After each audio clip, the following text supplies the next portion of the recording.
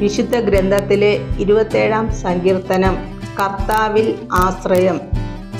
കർത്താവ് എൻ്റെ പ്രകാശവും രക്ഷയുമാണ്, ഞാൻ ആരെ ഭയപ്പെടണം? കർത്താവ് എൻ്റെ ജീവിതത്തിന് കോട്ടയാണ്, ഞാൻ ആരെ പേടിക്കണം?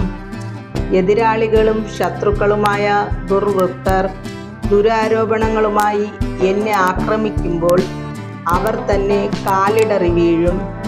ഒരു സൈന്യം തന്നെ എനിക്കെതിരെ പാളയമടിച്ചാലും എൻ്റെ ഹൃദയം ഭയം അറിയുകയില്ല. എനിക്കെതിരെ യുദ്ധമുണ്ടായാലും ഞാൻ ആത്മധൈര്യം വെടിയുകയില്ല.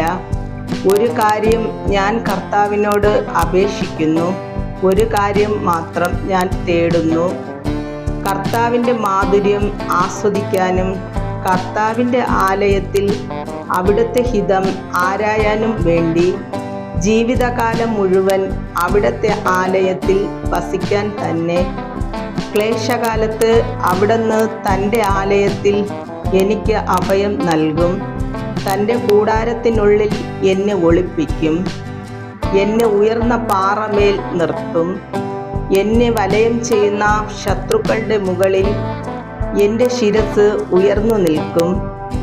ആഹ്ലാദാരവത്തോടെ അവിടുത്തെ കൂടാരത്തിൽ ഞാൻ ബലികൾ അർപ്പിക്കും. ഞാൻ വാദ്യാഘോഷത്തോടെ കർത്താവിനെ സ്തുതിക്കും.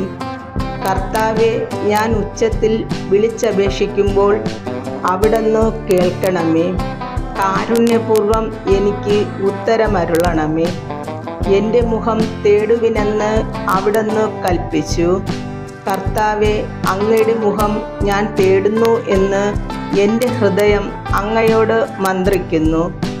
അങ്ങയുടെ മുഖം എന്നിൽ നിന്നും മറച്ചു വയ്ക്കരുതേ. എൻ്റെ സഹായകനായ ദൈവമേ, അങ്ങയുടെ ദാസനെ കോപത്തോടെ തള്ളിക്കളയരുതേ. എൻ്റെ രക്ഷകനായ ദൈവമേ, എന്നെ തിരസ്കരിക്കരുതേ, എന്നെ കൈവെടിയരുതേ. അപ്പനും അമ്മയും എന്നെ ഉപേക്ഷിച്ചാലും കർത്താവ് എന്നെ കൈക്കൊള്ളും. കർത്താവെ, അങ്ങയുടെ വഴി എനിക്ക് കാണിച്ചു തരണമേ.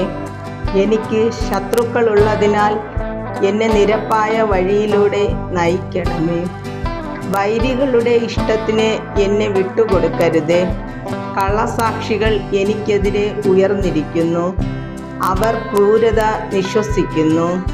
ജീവിക്കുന്നവരുടെ ദേശത്ത് കർത്താവിൻ്റെ നന്മ കാണാമെന്ന് ഞാൻ വിശ്വസിക്കുന്നു. കർത്താവിൽ പ്രത്യാശയർപ്പിക്കുവിൻ. ദുർബലരാകാതെ ധൈര്യം അവലംബിക്കുവിൻ. കർത്താവിന് വേണ്ടി കാത്തിരിക്കുവിൻ.